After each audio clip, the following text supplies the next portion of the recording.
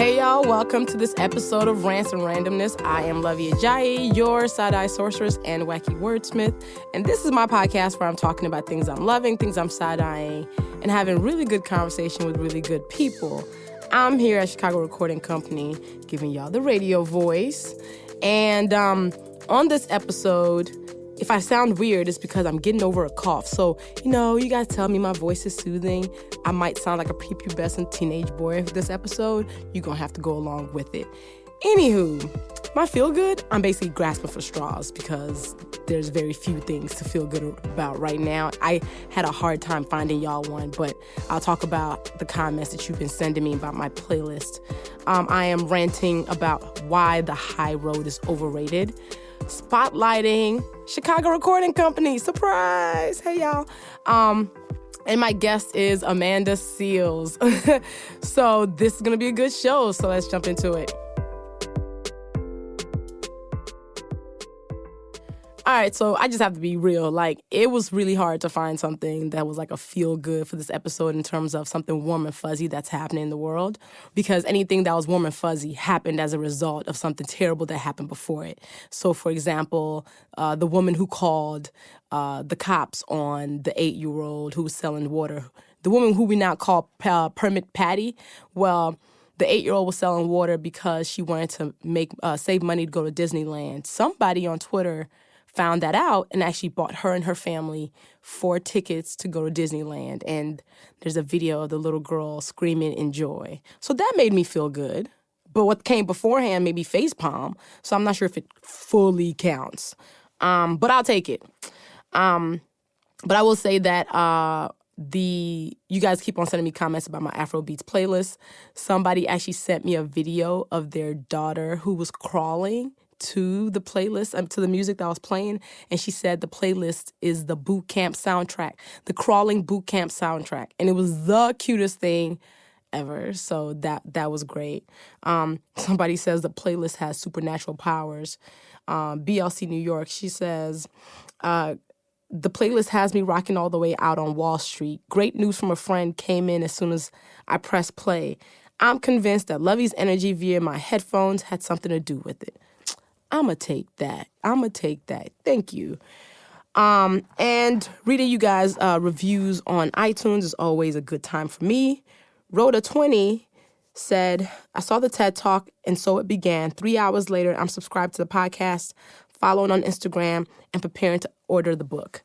Yes, that's what I'm talking about. Thank you, Rhoda. Welcome to the Love Nation. Bethy Beth, New Orleans, says, Luvvie does not play. Well, actually, she is super playful and hilarious and has an innate knack for dropping deep knowledge in a way that is funny, inspiring, heartfelt, and authentic, all without condescension, pretension, or shaming. I'm a white woman who learned so much from her and her truly incredible cast of guests. I feel like I make new friends on every episode. All right, that's what I'm talking about.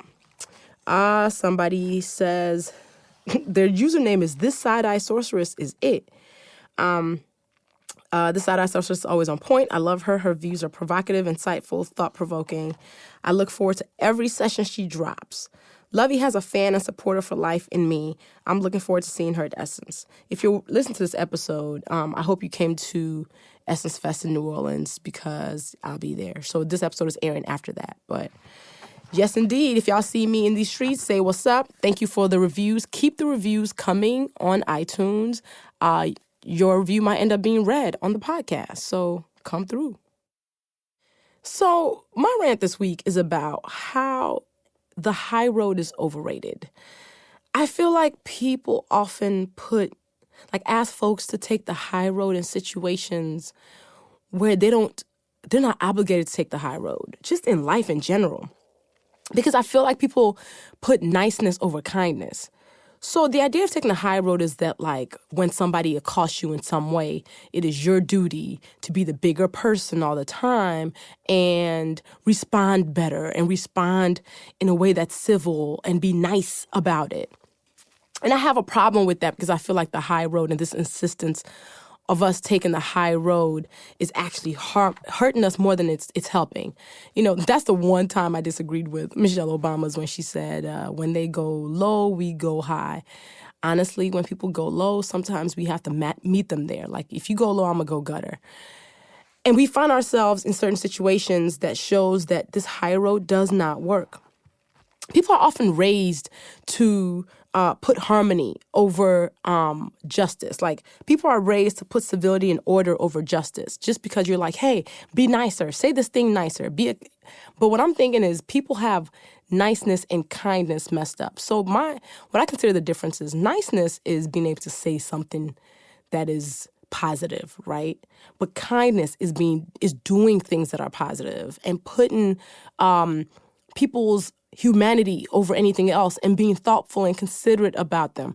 But what people prioritize is niceness. And I don't feel like there's room for that.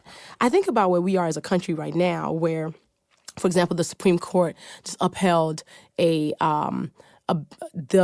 Muslim travel ban. And people are still talking about, hey, we should all be civil. And when we talk about people protesting, people get mad because they're like, well, it's not orderly how people protest. And then when people, when like the whole half of the country is wishing for immigrants to be separated from like family members, and we're being told be civil about it. What is civility doing for us? What is this niceness doing? For me, it's one of those things where it's like hustling backwards. We're prioritizing the wrong things. If we can't put justice over niceness, what are we doing as a people? Like, where are we going to end up if we continue to just being like, turn the other cheek when somebody harms you? That's my problem.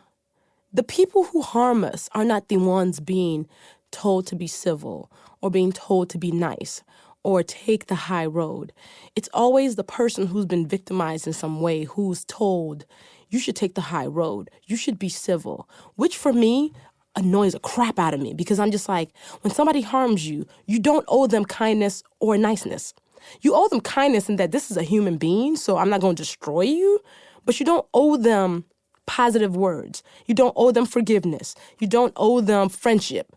And what are we telling people when we tell them to constantly just appease people who harm them? It means the person who did the wrongdoing is being let off the hook oftentimes. They're not being held accountable, all in the name of being civil. And that's just not okay, because I feel like we're going to be civil and we're going to civil our way into bondage. Here's the thing about like villains and just people who harm us in general. Usually when somebody does something to you that is not just disrespectful, but like harmful to you as a person, you're past the point of civility. This person isn't looking at you as a full human being. So being civil is the idea that you can change somebody's behavior or affect an outcome by being really nice about it. I just recently got mad because in this whole Trump administration thing, one of the most vocal people against Trump has been Representative Maxine Waters. And she's constantly been beating the drum on how what he's doing is not okay, how his xenophobia is not okay, his racism is not okay, his Islamophobia is not okay. She's being loud about it as she's been this member of Congress. So recently, she continued to talk about how Trump is terrible. Well, Nancy Pelosi then says we should be more uniting, essentially scolding Representative Waters, like Congresswoman Waters, about her comments against Donald Trump. And I'm just like, when will people realize the high road and civility is not going to save us? That is not how you change systems, by being civil to the people who are actively not looking at other people as full humans. You being nicer about how you're talking about Trump is not doing anything. That is part of the problem. Is he's not being challenged. Part of the problem is Democrats is being told, be civil, be more civil about this government, everything that's happening. What is civility going to do? And how do people put civility at such a high level against justice? When you're demanding justice, the things that happen, how you demand justice should not be about how polite you ask for it. Because, nothing changes. Justice does not come just because you're begging for it. Justice does not come just because you're being nice about the other person who's not giving you justice. That's not how this works. So I don't understand this insistence on this high road that people want to take. Because when you are in a fight for your life, when you're in a fight for the world, when you're in a fight for just like people to have the rights that are basic, like, the right to make their own choices about where to live, what religion to practice, what to say, you being civil is not a good way to do it. You don't civil your way to justice. So I want us to push ourselves past the idea that civility is the key. When we are in a fight, fights are not about politeness. I'm not saying we have to be assholes to everybody. I'm not saying we have to walk around being angry. I'm saying is when it's time for us to challenge systems and challenge people, how we say it should not nullify our messaging. And us being forced to be civil does not really do much, because when we are challenging something greater than us and systems and government, civility is not one of the tactics to getting what you want, to getting your rights back, to reversing harmful policies. It's not by being nice. So, I'm over the high road, and I think we just need to be truthful first. We can still be kind, but we do not have to be nice. Kindness is what makes you want to fight for people who are not you. You know what I mean? Like, I think people who are being kind are people who are insisting on being uncomfortable and taking themselves outside of their usual spaces to fight for other people who might not have the right to fight, the voice, the money, the stature, the positioning. That's kindness. Like, you're actually being considerate of other human beings by making sure you're doing what you have to do. The niceness of being like, just say it better doesn't do it. So, yeah, we should take the high road when the other person is also willing to take the high road with you. Because if you're taking the high road and the other person's in the gutter, what are you doing? Where are you going to meet up? Like, how are you going to see what the other person's doing? So let's not die on the high road as opposed to like fighting in the gutter where the other person is. Take the fight wherever the other person is. So, and you don't have to be hateful. Like, I am not calling for people to be hateful. You can be challenging. Other people won't consider it civil because it ruffles their feathers. The moment somebody feels like their feathers are ruffled, all of a sudden you're not being civil, even though you didn't say anything insulting.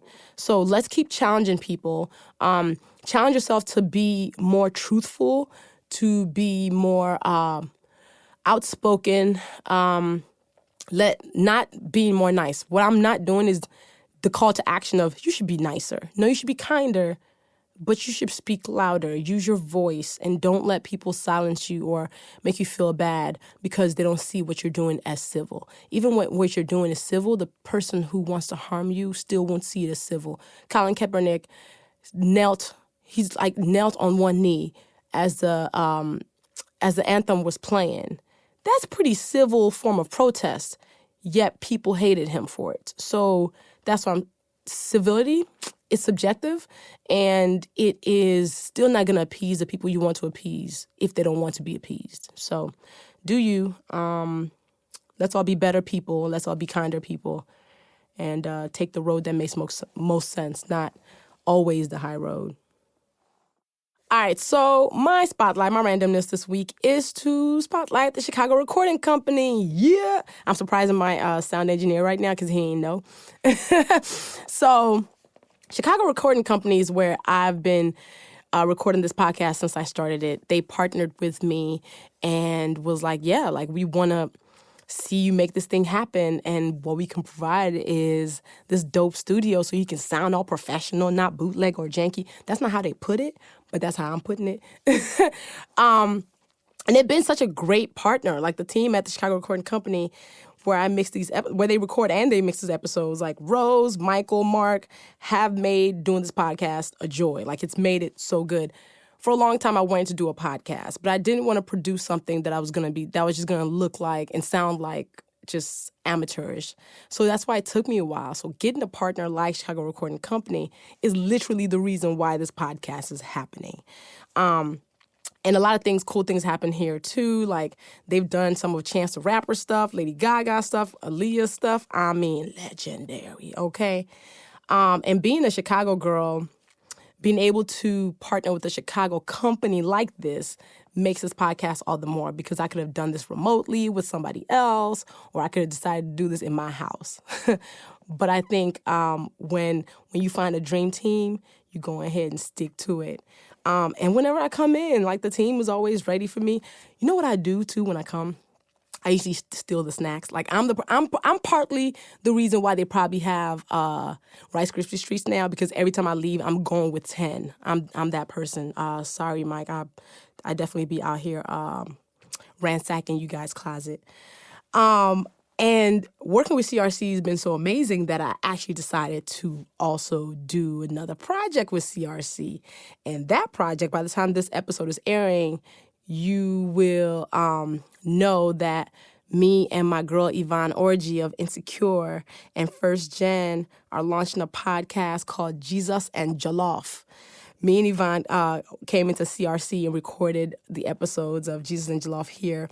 And it's a podcast series where us, two proudly Nigerian women, two GOAT queens, are talking about the things we love, our stories, and life in general.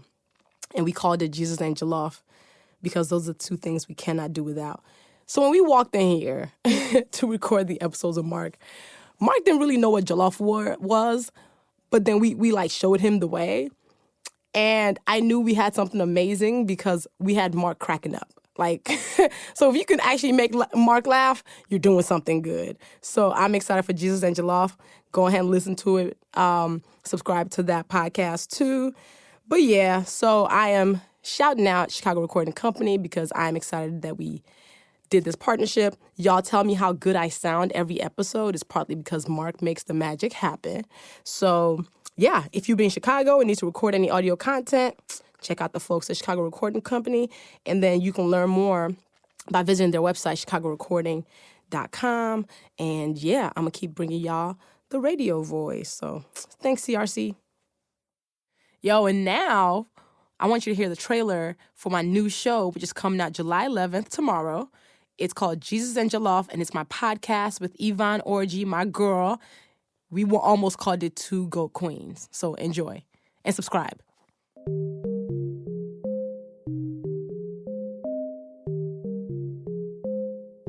Hey, what's going on, everybody? It's your girl, Yvonne Orji. Hey, it's Luvvie Ajayi. And together we are Jesus and Jollof. Not that we're calling ourselves Jesus, but Jesus and Jollof are the two things we love the most. We can't do without Jesus and Jollof. So our new podcast is called this, and we are hoping you join us for every episode. What will we be talking about, Yvonne? We'll talk about everything under the sun. I mean, if you're African, you can relate. If you want to be African, you can relate, because now it's cool to be African. It's very cool. Went to Wakanda. Hey, Wakanda, the Black Panther lives. Wakanda happened. Wakanda is really West Uganda. it's just West Africa and Uganda. Just so you know, it's about time we did something together. So join us. We will be talking about life. All things. Life, being Nigerian, being African, being artists, being foolish goats.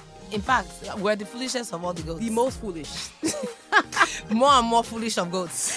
So join us, subscribe on Apple Podcasts and everywhere else that podcasts are. And and we'll also be talking about things we like, things we don't like, that make us mad. We invite you. You don't have to be even African to listen to Jesus and Jollof. You just have to be lovers of all things African. Correct. In fact, we're wearing Ankara right now. No, we're not. We're not. You wanted to be blacker than black. What's the problem? We're wearing it. We're already black. It's okay. It's enough. Your blackness is enough. Hey, on Jesus and Jollof. James. Your blackness is enough. On Jesus and Jollof. Yes. Your blackness is enough. Yes. On hashtag it. Okay, this is foolish already. Follow us on all social media. I'm at Yvonne Orji. That's YVONNEORJI. Get your mind out of the gutter. And I'm at Luvvie, Luvvie, all over the interwebs. Correct. Confirmed. Yes. Welcome to Jesus and Jollof. Grab a plate. I'm offering plates. All right. It's going to be so good. Hope you subscribe to Jesus and Jollof wherever you get your podcasts, and on to my guest interview. Boom! Amanda, welcome to Rant and Randomness. Hello, Luvvie. We did it. We did it. We made it happen, yo. I'm very proud of us. I am too. Really am. From text to actually making it happen, because look, two people who are constantly on the move all the time, trying to nail us down is like trying to pin down a cloud. Yes, exactly. Because we be moving. We be through moving. the skies. But let me give the people let me give people this epic bio of yours. So comedian, actress, writer, producer, and more. Amanda Seales doesn't just make you laugh; she makes change with an uncanny knack for for taking serious topics with humor, making them relatable and interesting. She combines intellectual wit, exuberance, silliness. I love the fact that exuberant is in your bio, and a pop culture obsession to create her unique style of smart, funny content for the stage and screens, along with performing stand-up across the globe and touring colleges, doing comedic lectures on everything from sexism to diversity to black pop culture. She's a series regular as Tiffany on HBO's Insecure and has performed stand-up on Late Night with Seth Meyers and opened for Chris Rock. She is the creator and host of hit comedy show Smart, Funny, and Black, and she speaks truth to change via her wildly popular Instagram and weekly podcast, Small Doses. Yeah, yes. Okay, slight work. You gassing me. So, like, when I read all of that, I'm always curious, like, what did you want to do when you were growing up? When I was growing up, I really just wanted to do. It's funny that you ask it in that way because that's literally, I just wanted to do things and nothing has changed. Like when people ask me like, oh, what's like your ultimate goal? Is it to be Oprah? You know, is it to own a network? You know, is it to live on a remote island and teach yoga? It's like, no, my ultimate goal is just, is options. So it could be all of the above. You know what I'm saying? I just love the idea of having the freedom to let my creativity run wild. And I have so many ideas, you know, all the time. And it's just like, you just want to be able to execute and make things that make people better and that make the world better for people in the biggest way possible, right? So I wanted to, originally it was like, oh, I want to be a pediatrician. Then it was like, oh, I want to be the first Black female president of the United States of America, obviously. And then I was like, I want to be an actress. And that was it for a long time. Like, I want to be an actress. I want to be an actress. I want to be an actress. But once I moved to school and went to SUNY Purchase in New York for undergrad and then Columbia for grad, like I just got exposed to, you know, hip hop and to spoken word and to all types of just expressions of the arts while going to an art school that it really just broadened my mind in terms of like, oh, I can do all kinds of different things. And once I transitioned to comedy, it became the through line. And I just have still been fortunate enough to like start really growing that. You such an immigrant kid. You talking about I want to be a pediatrician. That is like part of our checklist. Like immigrant kid, pediatrician, doctor. Yes, done. Yes. Absolutely. Your family's from Grenada. And you know my mother was a nurse. So oh, girl, yes. You had to. Yes. Were you about to say Grenada like a true American? You know, I'm American sometimes, Nigerian other times. I heard the other times. The other times. Grenada. Grenada is a town in Spain. You try and buy a ticket to Grenada, you will not end up in the land of nutmeg. in the land of wait. So Grenada. Why am I having a hard time saying Grenada? Grenada is the land of nutmeg? Yes, Grenada is the Isle of Spice. We, at one point, were the number one exporters of spice. So it's everything from nutmeg to mace to clove to cinnamon, etc. And we were known for having a huge amount of nutmeg on our island, so much so that we literally have a nutmeg on our flag. And, wow. You know, with differences in trade deals and with the Hurricane Ivan in 2005 really like completely obliterated our nutmeg yield, and so we've been rebuilding since then. I mean, we're back in action, and we have like cocoa fields, and we have chocolate. But we're a little island with big dreams, eh? A little island with big dreams. Actually, not even dreams, because we be actualizing shit. We a little island with big talent. Yes. See, I just love it. Just small but mighty. Yes, exactly. Small but mighty. And recently, you were talking about like how people sometimes think you're multiracial. Ugh. And how that basically makes you upset. Talk about that. It just makes me upset because it's not true. Right. And that's really the bottom line. Like, it's not even that I have any like side eye to people who are biracial. I mean, that would be foolish. It's just simply that it's not true. And any time that people do assume that, it's usually done to undermine the validity of my voice as a Black woman. Mm. So that's the juxtaposition. It's never just like, oh, I thought you were biracial. It's like, well, I mean, you biracial, so why are you talking? You know what I mean? And now it's even become where it's not even about being biracial. Like, I just have people on my timeline who will be like, how dare you speak about the Black experience when you're light skinned? And I'm like, is this really?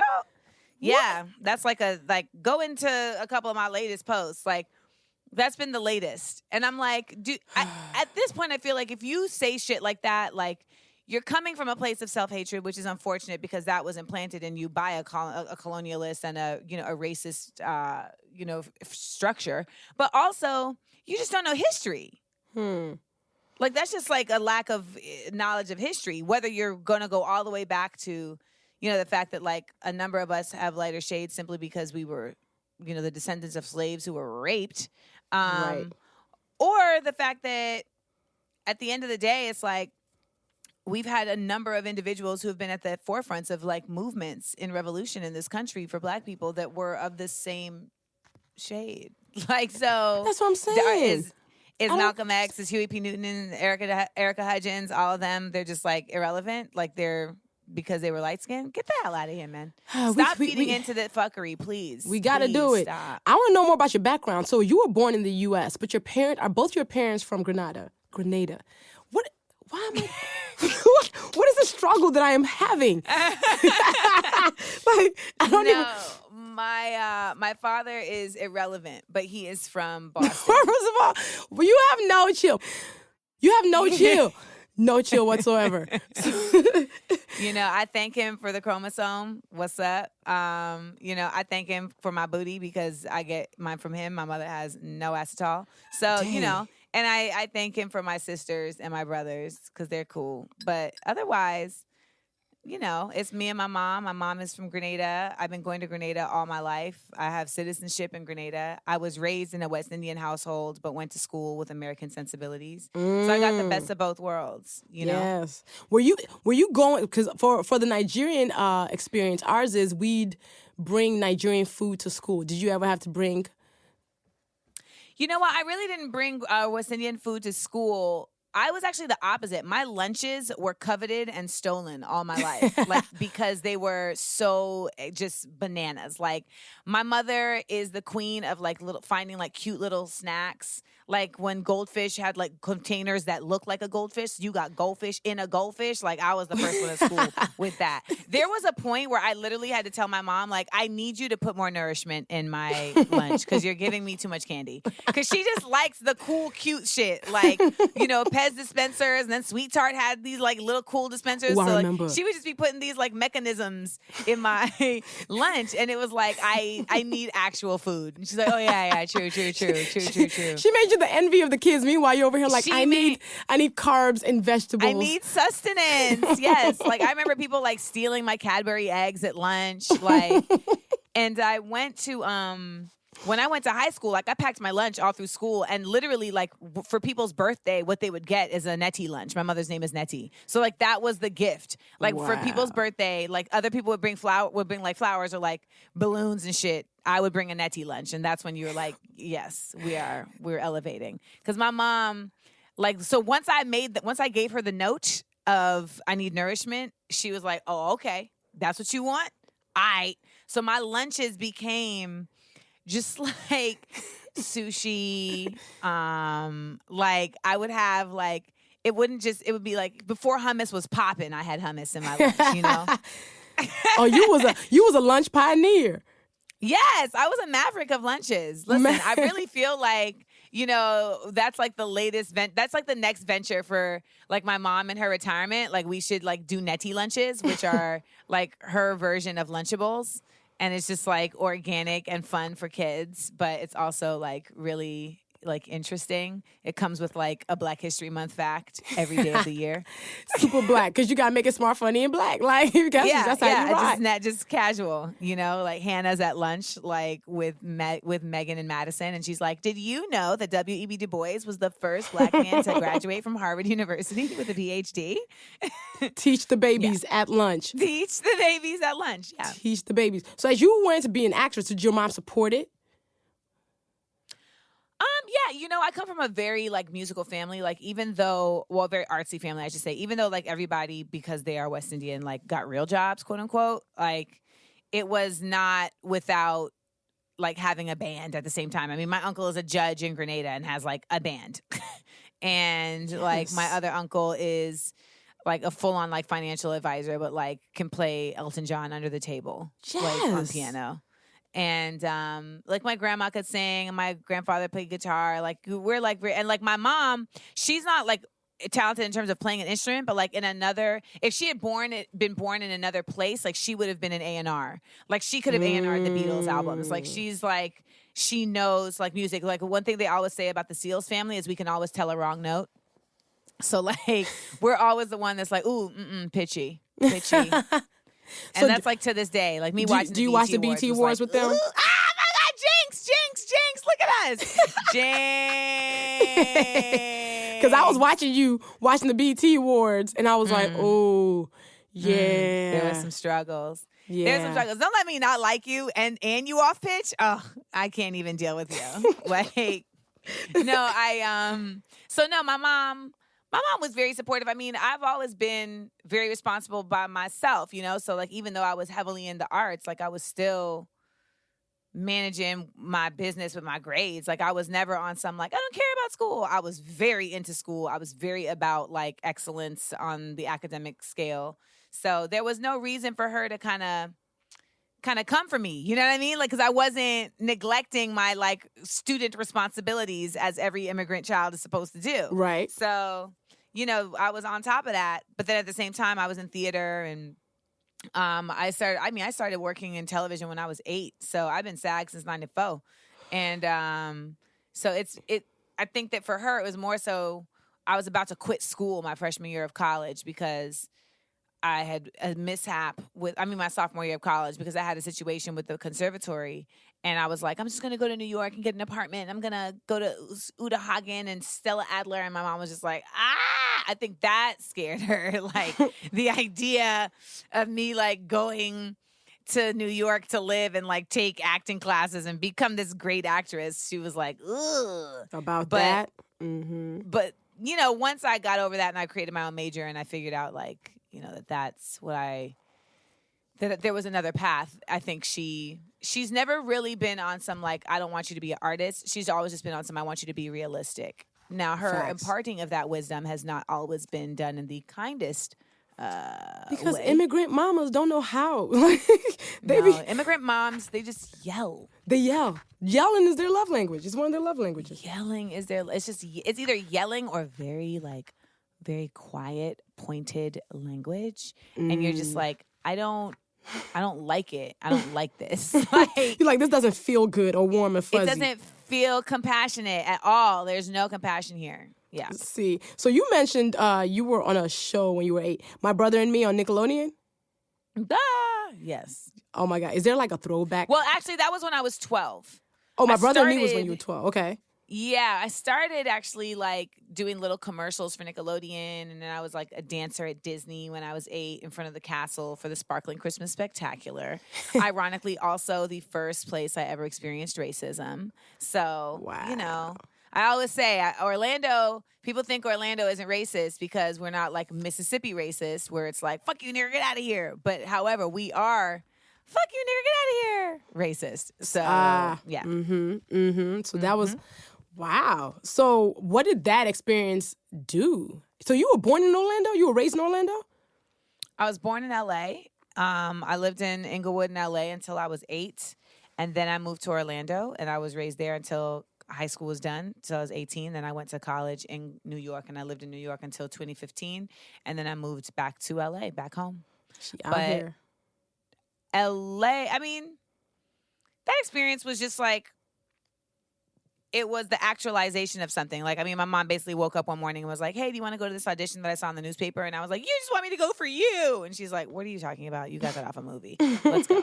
So, like, we went, and it was like so many kids. It was like 1,500 kids. And they were just narrowing it down. Then I ended up like getting it. And they narrowed it down to 5 boys and 5 girls from 1,500. And it was just like, okay. And so from being in that, my mom just observed like what other parents were doing, you know, with the headshots and the resumes and, you know, just kind of like took in information and then went from there. But it was never like anyone like held our hand through this or held her hand or nobody like spotted me in a Target and was like, this little woman is a star. Like it was never that type of situation. And so, you know, it's always been that the arts will just like the business of the arts has always been separate for me from the arts. And I think that's what has kept me sane and allowed me not to become like a crazy child actor, but also not to lose my mind on the path of being an adult creative because... Yo,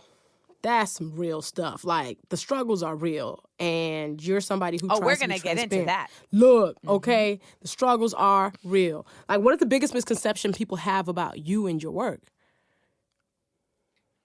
I think the biggest misconception that people have about me and my work is that, like, I've been getting new misconceptions. Okay. So I've been getting misconceptions like, she's a fraud. What? And I'm like, on what grounds?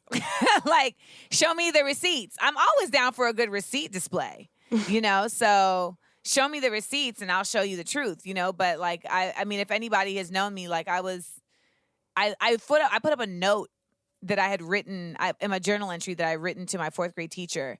I put it up on my Instagram the other day where I said to her, Miss Tellis, you would have been my first and only Black teacher at Palm Lake Elementary School, and now you're leaving. Because she was leaving after our first 2 weeks of 4th grade. And it's like, so I was 10 and about this. Okay? Like, Right. you know, like I have a picture with me and Alano Miller who played Kato on Underground, like in 1996. I'm like throwing up a Black Power fist. And my master's robe literally says a master's in revolution on the back of it because I painted that onto the back of it. So people think you're, as in like the wokeness, they think the wokeness. Oh, wow. Okay. And I'm like, nah. Then someone else said the other day, like, that I'm a homophobe. And I was like, show me the math. Add it up for me, please. So I just, you know, those types of things are always kind of wild to me. I think what's actually dope is that I never really get people being like, oh, you're just saying things for shock value. Like, the one thing that people do grasp is like, I mean, aside from these idiots saying I'm a fraud, like, people may say like that I'm too crass or that I'm too direct, or, you know, they may say like, oh, she's condescending, but they never say I'm disingenuous when they are upset at me. Like, the fraud thing is some new shit that I feel like that's just some hotep, no-tep BS. But Right. for the most part, it's always been about like, you're just too, and then fill in the blank. So how do you separate the trolls from constructive criticism? Because constructive criticism is actually like rooted in fact. And the reality is that there's constructive criticism that people can give you from the outside source. I'm not doubting that. But I think what a lot of people don't understand is like, when you are on a public forum, I can't take in everybody's criticism, whether it's constructive or not. Yeah. You know, because it's just too much coming at you. Like, that's why I have a circle I don't have a circle of yes people around me. You know, I have people that will give me constructive criticism and that are trusted. So I think people get very frustrated even when they give constructive criticism in a public setting on Instagram or Twitter, et cetera, because, you know, if I'm not receptive to it, because they think like, well, I'm just trying to help you. And it's like, fair enough, but I don't know you. And I think that a lot of times people give what they think is constructive criticism, but it is in a vacuum. Like, it doesn't have... You haven't had a conversation with me. So you're basing your criticism based on an outside rendering. Like, people love to be like, oh, you know, you really shouldn't respond to trolls. You really shouldn't respond to negative commentary. You know, you're letting negative things in. That's constructive criticism. I think that comes from a good place. But at the end of the day, it's like, it's without the context of why I do that. You know, I respond to certain people because I want to show that I know that there's other people that think this, and I'm giving a response for all of those people. I also want to show that, like, you can respond to people who, you know, speak at you negatively, et cetera, in a way that doesn't necessarily diminish your voice and that doesn't make you, like, look crazy. You don't have to curse them out. And I'm really about, like, just encouraging people to be more outspoken, you know, in a real way. Because we have a lot of people that are outspoken right now who know nothing. Like, I feel like there's... You know what I mean? Like, there's just too many people that are speaking up with no information. The loudest folks are racists and idiots. Right. They're the loudest. Right. So, like, you have to drown them out, with facts and with context and with intellect. So I really, respond to folks a lot of times to show, this is what you do to drown out an idiot. The tutorial on how to drown out idiots. I do also disagree with people who are like, never give it any attention. No, some things need to be addressed because some things need to be addressed. People will have you messed up. Yes. People will have you messed up. That's it. People will, it's just, it's the classic, it's the classic Black phrase, you got me fucked up. That's not, it's just not a thing that I'm allowing. And, I think for the most part, people just don't understand what it's like to have people giving you their opinion of you all day. The other thing is wild is when someone gets mad that you haven't thanked them personally for giving you a compliment. Oh, wow. That happened to you? Oh my God. Someone on my Instagram the other day was like, how dare you respond to someone who said that you were a homophobic person, but yet you couldn't respond to me when I said you look beautiful. Ooh. Wow. And it's just and I, then I got hot and I was like, what do you need from me? Why? What? Thank you. But also, don't give a compliment if you're only giving it to get the response. You know what I'm saying? We're on an Instagram platform. I don't even know your face. I don't know your name. Why do you expect all that from me? This person is getting a response because they are spouting on a public platform a falsehood about me. Right. You telling me I'm pretty, that's not a falsehood. That's the facts. Thank you. Yes.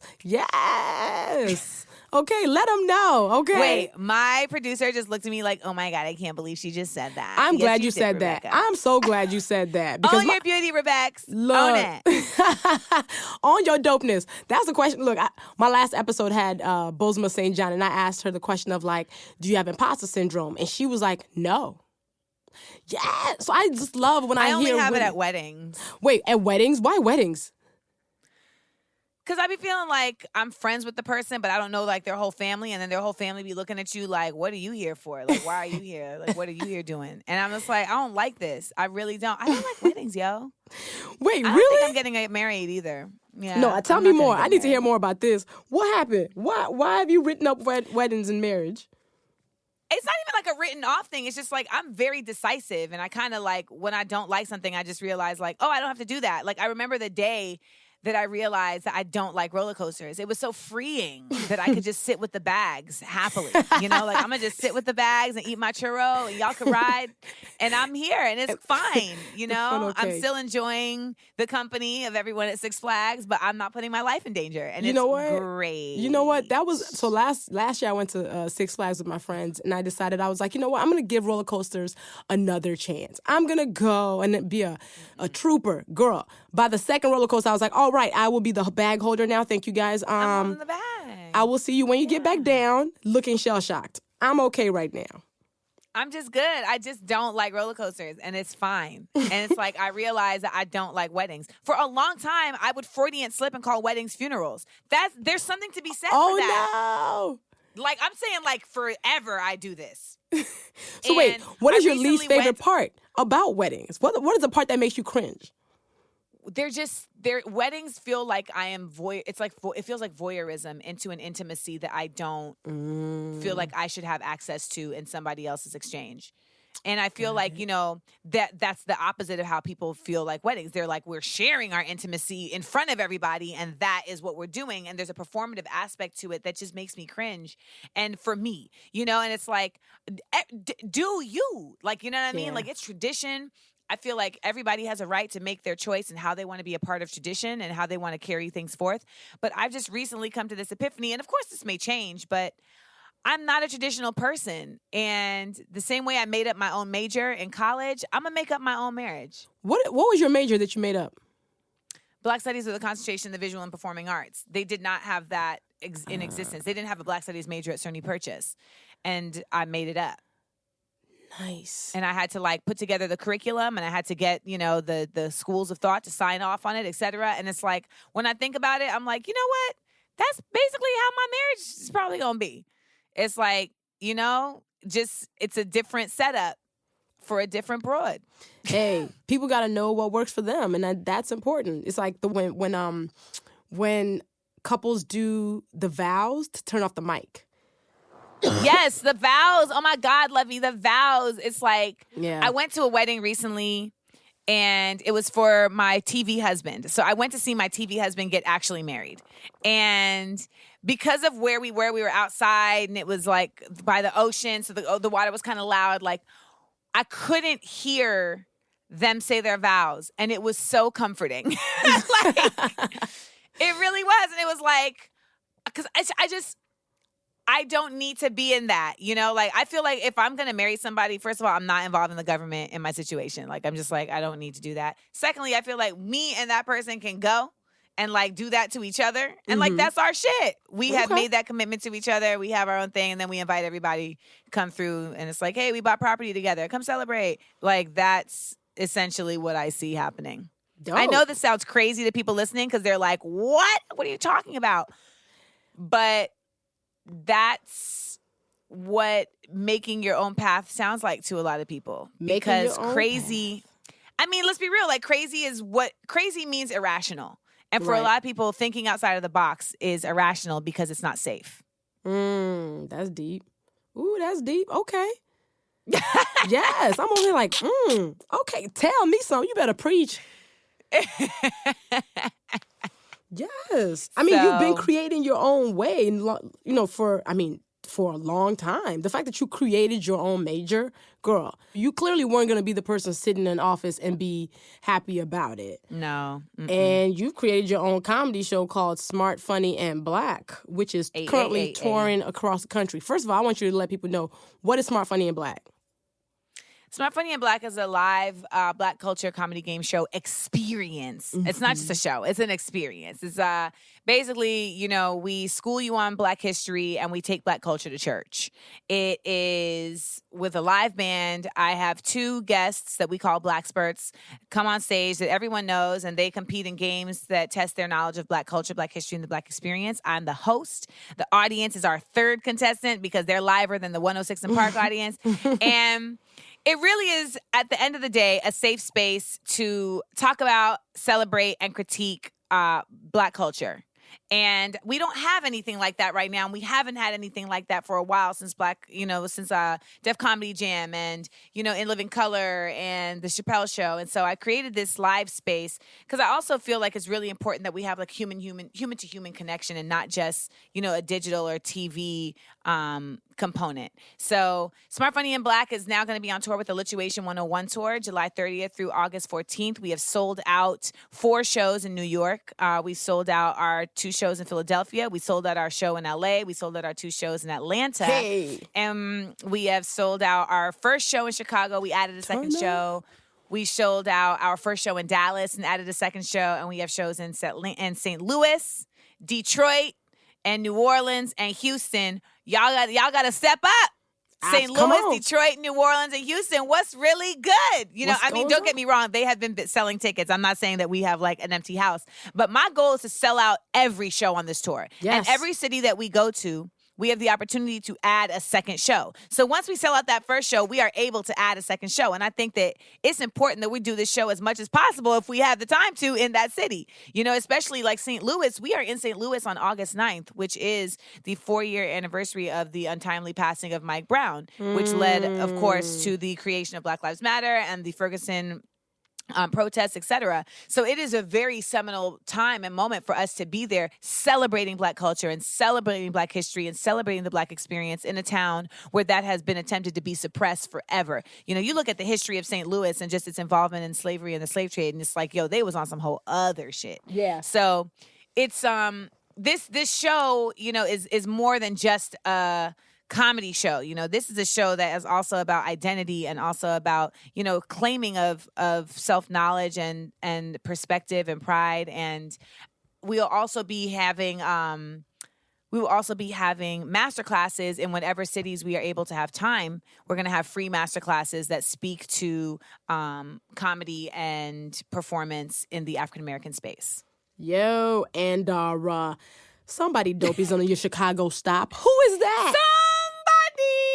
Yes, and Luvvie will be one of our Black Spurts at our Chicago stop. I'm so excited. I have to study. It's gonna be turned. Like, what do you recommend I study? Because I can't be showing up. You don't have to study. You really, really don't. Like, you really don't have to study, because the best part is the improv of it all, and also the learning. I mean, it's great when folks don't know on stage and we teach and we have the audience. They know, the audience always know the answers. But you can get your tickets. Get your tickets at smartfunnyandblack.com. And if after all of this you're still like, I don't know what this is, make sure when you go to smartfunnyandblack.com, go to videos, and you can check out our YouTube page. And we post new videos every week that are from the show. And, we just got some things up our sleeve. You can get Smart Funny and Black merch. We'll have the podcast soon. Like, it's a movement. I know that sounds cliche, but it really is. I am excited to be joining the tour, and I hope everything's going to sell out. It's all going to sell out. So I'm excited for when you make that announcement. Yes, now, put that in the ether. Okay, come on, universe, you hear us. So you got that, and then of course, like Insecure season 3 is popping up. Yo, as you doing all of this stuff, right? What are you doing to self-care? Like, what's your self-care routine? What is this thing that keeps you upright? I would say for self-care, like, there's a couple things. One, like, I have a really good circle around me of folks that allow me to vent and get my ideas out and get my frustrations out. So I don't feel like I'm having to, like, kind of hold stress in and kind of pretend like I'm keeping it together. It's like, nah, I don't really got to do that.